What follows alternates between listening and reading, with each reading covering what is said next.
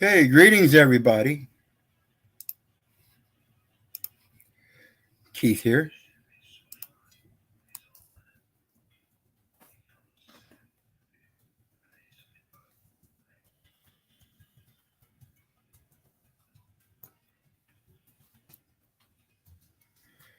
I got a couple things I got to take care of here real quick, and I'll be right with everyone.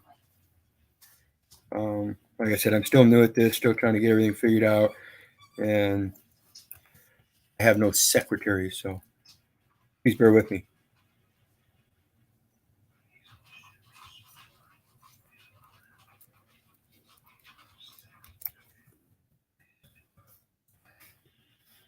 Check and make sure we're going everywhere. Share this YouTube link.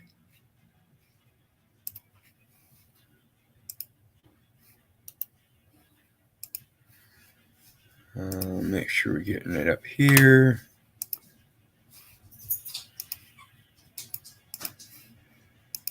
God, I wish people would quit messing me like that. Jeez. You guys would be amazed at how many messages and friend requests I get. And most of them are just not even real.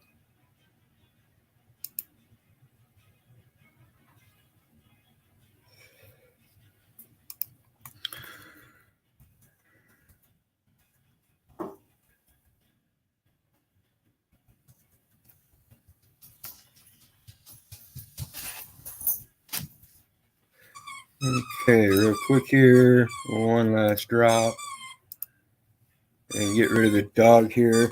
He's begging for my attention. There we go. And then check my regular Facebook profile and see what's going on. Because this is supposed to be streaming to Facebook, and it's supposed to only take like 10 seconds to stream. But as I noticed, it's not really showing. So I went ahead and posted the StreamYard link or YouTube link and StreamYard link on my regular Keith Orland Little Facebook profile. It's Keith Little, El Hotep Second Pero. So it's got both the YouTube and the StreamYard link, so you can catch those. It is showing on YouTube, and hopefully that's going to allow people in the chat. So let's get to the issue. Let me check the YouTube. If there's anybody that wants to jump up on panel, please feel free to do so. I enjoy everybody's company and views and participation on this. So let me take care of this dog real quick. Come on.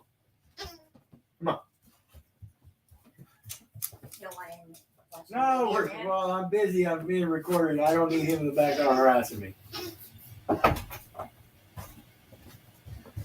Okay. Let's get down to it. The stream is about scammers, right? Beating the scammers. And I tell everybody all the time, it's all about the words you use, and thus you have to coin your words or purse your lips. I like using scripture to do so. And I have to click. I may not be able to do this, what I wanted to do. I have to find out if I've got it down here. Okay, that's not it.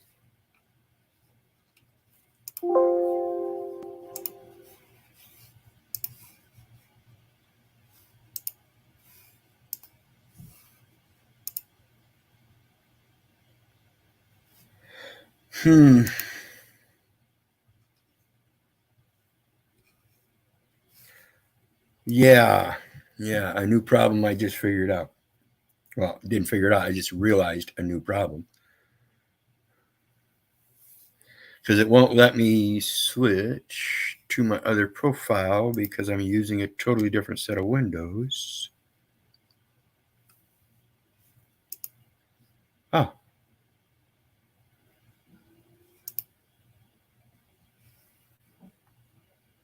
No, that's not it either.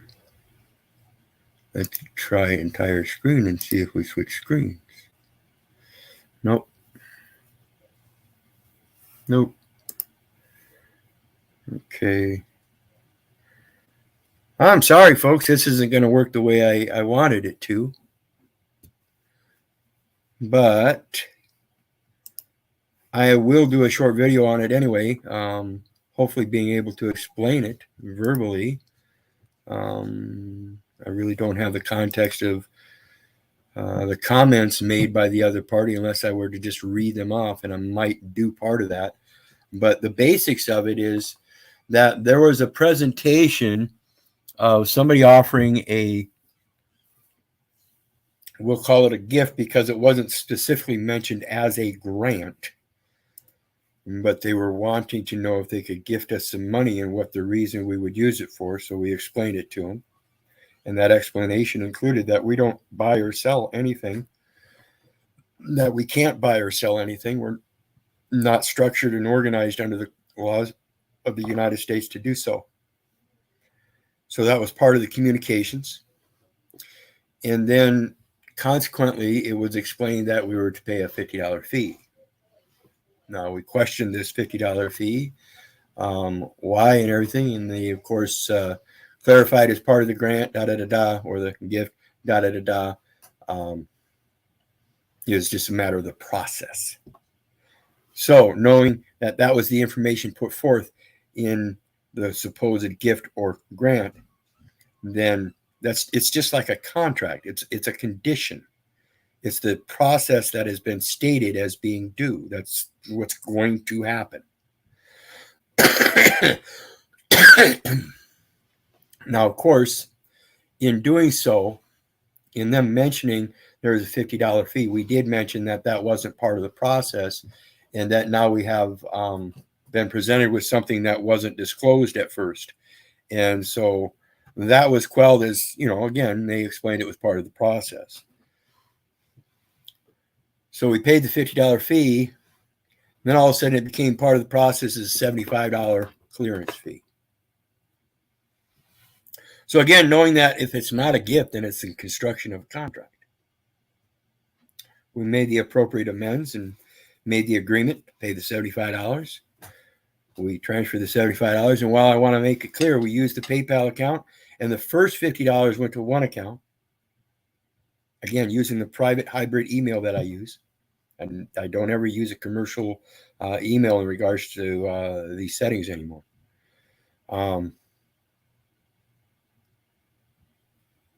So the first $50, the quote fee, was paid into through PayPal into one account, and it did not clear. It is being held, or it was being held, until the 16th.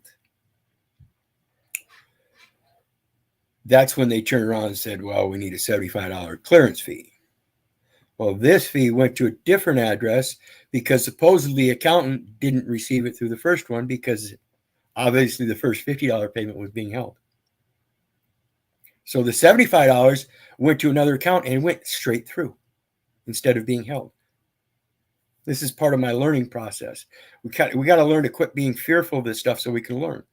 So in that, each time I was told that the funds would be transferred immediately. So when the funds weren't transferred immediately upon the $50 fee, that's when they came, oh, well, the accountant says there's a clearance fee. Well, then when that clearance fee was sent and it cleared immediately and those funds weren't received, they came back with, oh, the $2,500 gift is no longer available. You have to upgrade to the $3,500 gift. That's going to be $125. That's when we contacted PayPal and said, hey, and we didn't go in through the fraud part. We went in and adjusted each payment to a $1 payment. Sorry, we sent the wrong amount. We sent $50 and we should have only sent $1. We sent $75 and we should have only sent $1. So consequently, what happened? That $50 that I said was being held, through the resolution, we explained, and just like I'm doing here, that the process was being amended as we went along in the conversation, when in fact it was presented at one point, and then certain things that weren't being disclosed were popping up along the way, and that's why we rescinded and no longer wished to contract. Okay? Very important language. And we did that through the PayPal Resolution Center online. Then we called the number for customer service. And when we got a hold of them, we explained to the salesman what was going on and that we wished to speak to the back office as it relates to fraud. And they had no problem with it and put us back to the back office. And again, we explained what we were doing and why we went through the $1 change in the amount. And this is because we firmly believe that as it operates, the process that's due shows us that we are in a constructive contract, meaning it's being constructed. See, the people in the back office comprehend this. Now, that's contract law. Then we let them know that under 18 U.S.C. 4, that as it pertains to fraud, that they're the holding company, meaning they are the trustee under the constructed, the public trust, wherein Bancorp is the grantor within one trust, wherein Keith Orland Little FBU is the benefactor for the beneficiary's record. And under that, they are both Bancorp and PayPal trustees as incorporated under the laws of the United States, saying that the United States is the grantor of foreign trade zones, of which both Bancorp and PayPal are operating in as foreign traders. Okay. Now we bring in the international forum because we have an element of foreign, showing us that the trust itself operates on the international level. All of these trusts do.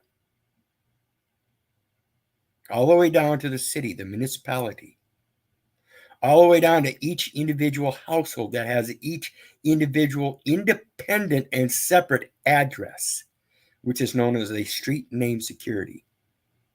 So they understood that I knew their position in the trust, that they were being held responsible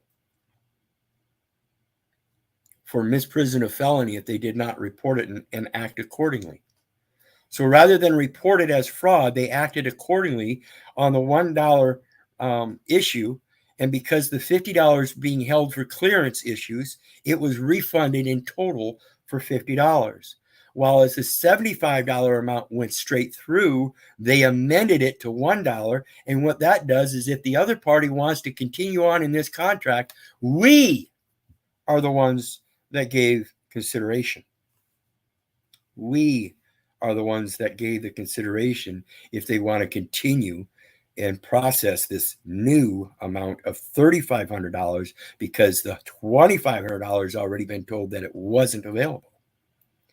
So in their contact back, they asked what we were waiting for, and we simply told them that we hope they enjoy the $1.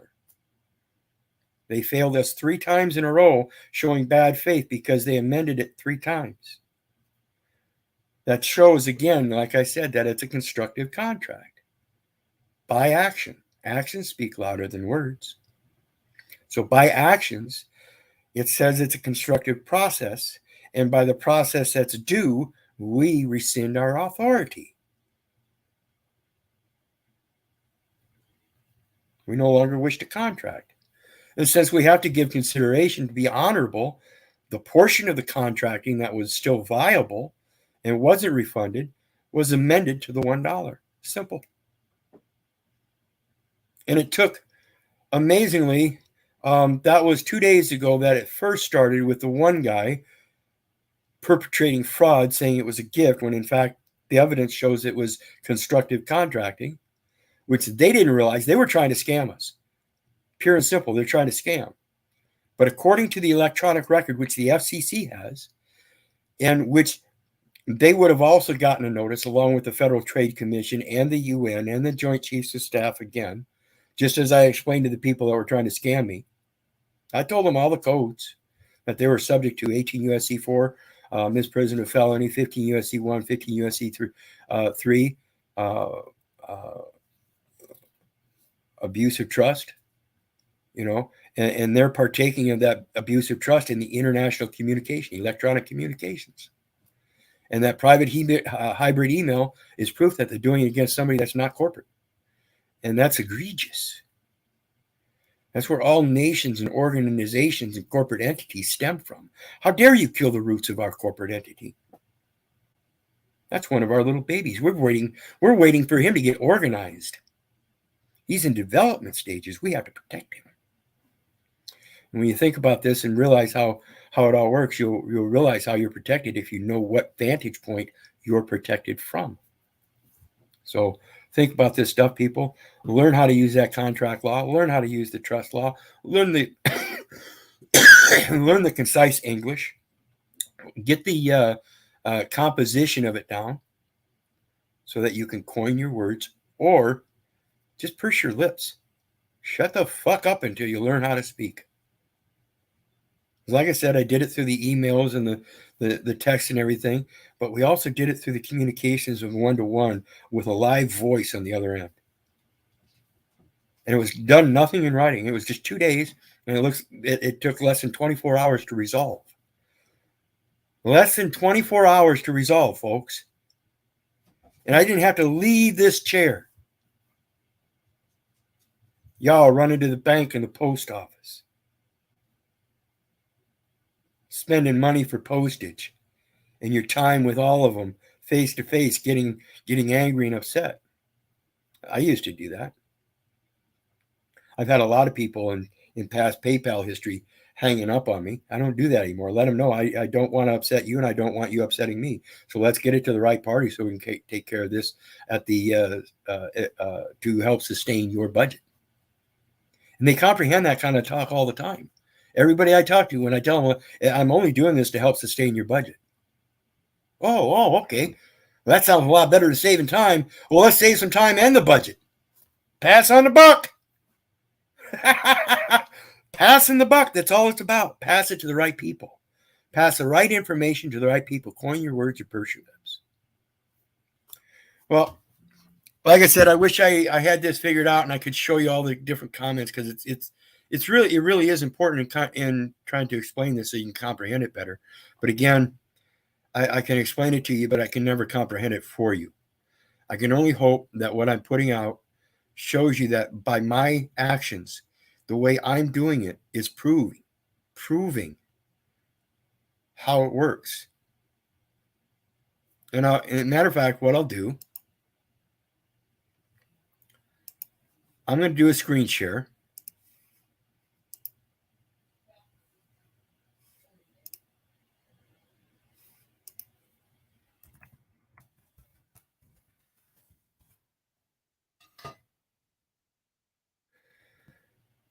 Okay.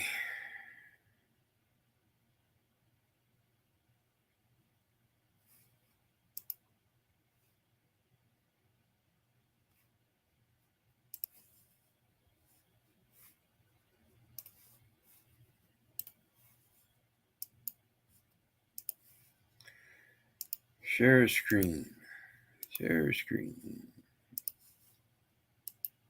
Okay, this doesn't have any information you guys can get from me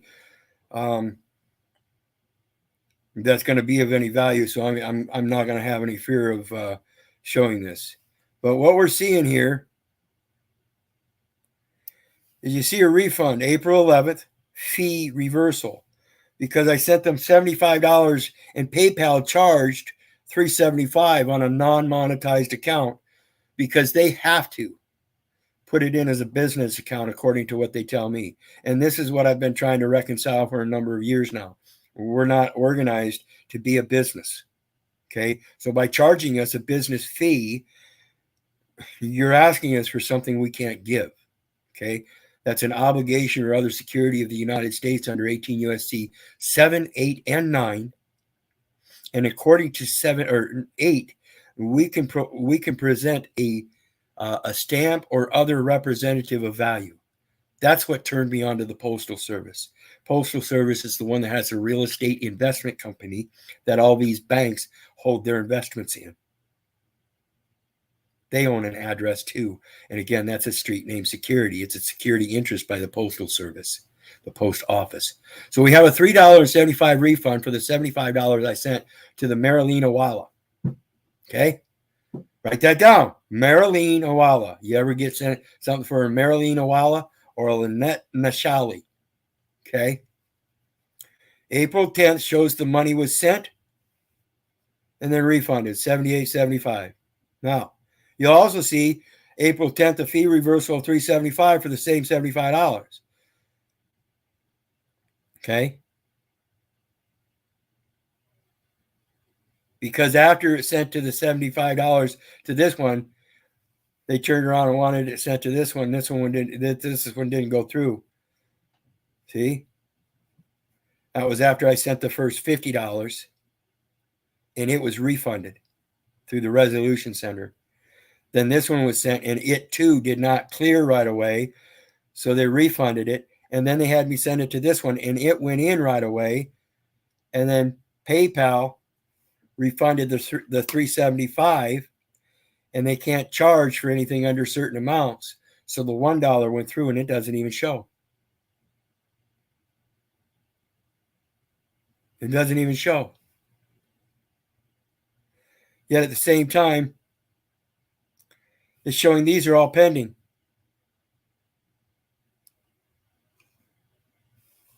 So what do we got, people? Seems to me there's some kind of bias going on with the pending amounts on a non-monetized count on this end, where everything's supposed to be donations. But because PayPal considers us a business, they won't give us the tax deduction. They're charging us taxes when we have no communication with the IRS, proving that we are a taxable entity. And that's because they had to take the Social Security number. And they only got the Social Security number through an address. It's the only way they can get the Social Security number, by validating the address. And the address itself validates the judicial record of which that social record was constructed on. I don't know how to explain it completely out to you guys, because it's taken 7 years for me to comprehend it, put it all together. But I comprehended enough that when things like that come up, they're resolved immediately. And I don't have to do it in court. I do it all in private.